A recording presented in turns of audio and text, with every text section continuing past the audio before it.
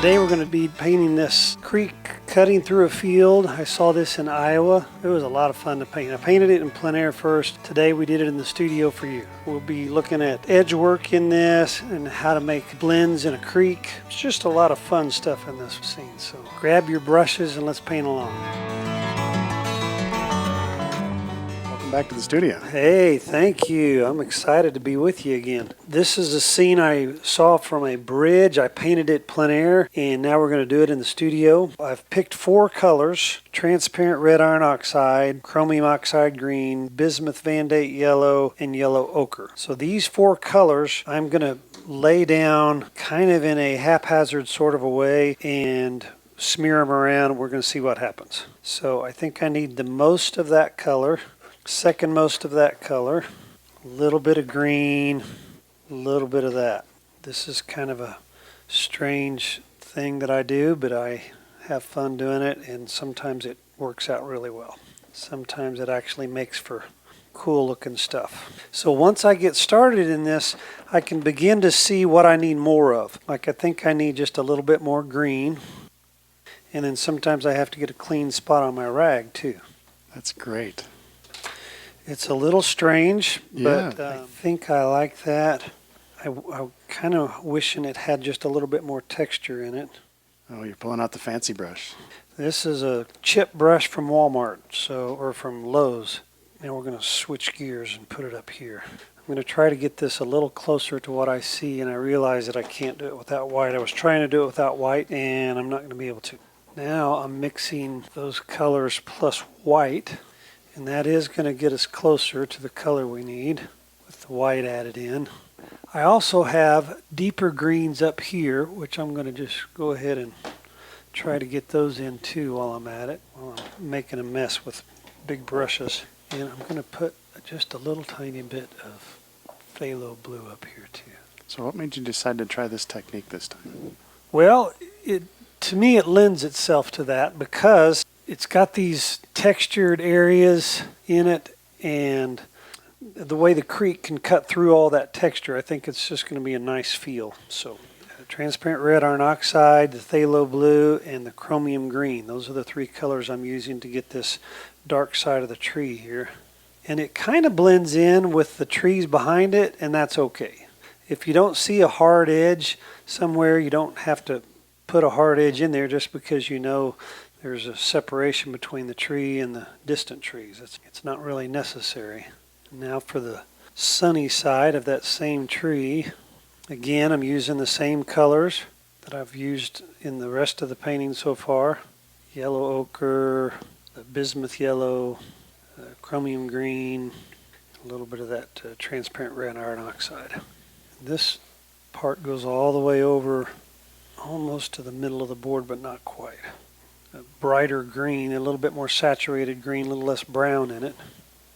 Right now, I'm going to try to push this section right here back with some of the blue, quinacridone red, and white, basically.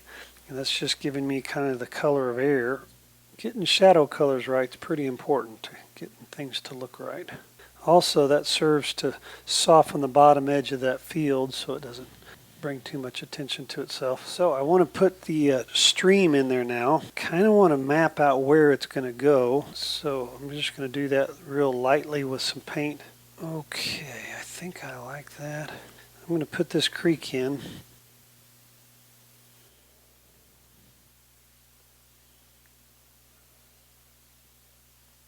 The thing about water, one of the things is to keep it simple. So if I can make this whole thing look like a single glassy surface, that's what I'm after. There's a shadow falling across the creek, and there's a big bush right here, and it's casting a shadow across this creek, so I'm going to put that in too. Yeah, water can be hard because you want to paint all of it blue because you think of blue when you think of water, and there's times when there's just no blue at all in it, and this is one of those times when there's just very, very little blue right down here in the front. It's way more brown and green. Again, I'm just trying to get the overall form of this bush. It's real dark down here in the bottom of it. The sun's coming from the left, so this is in deep shadow right here by the edge of the creek. these kind of things, I try not to overthink. I try to just do them quickly and kind of have fun with it. Same with this grass here.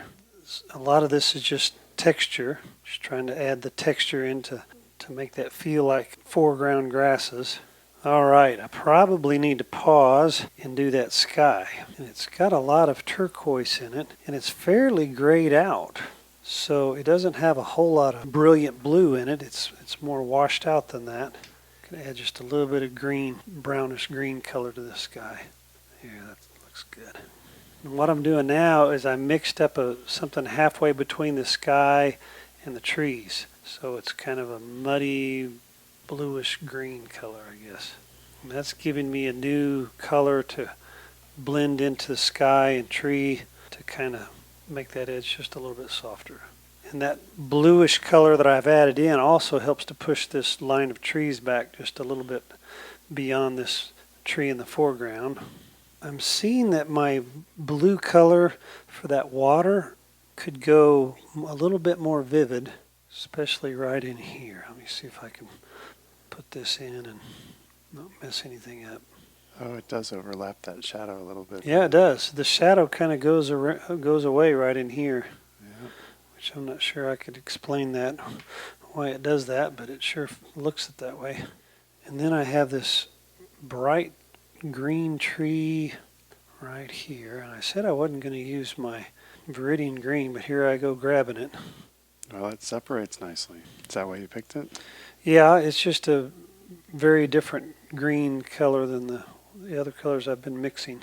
I want to get a little bit lighter color into this brownish grass, but I don't want to do too much because I like the texture I got here with those early rag stuff.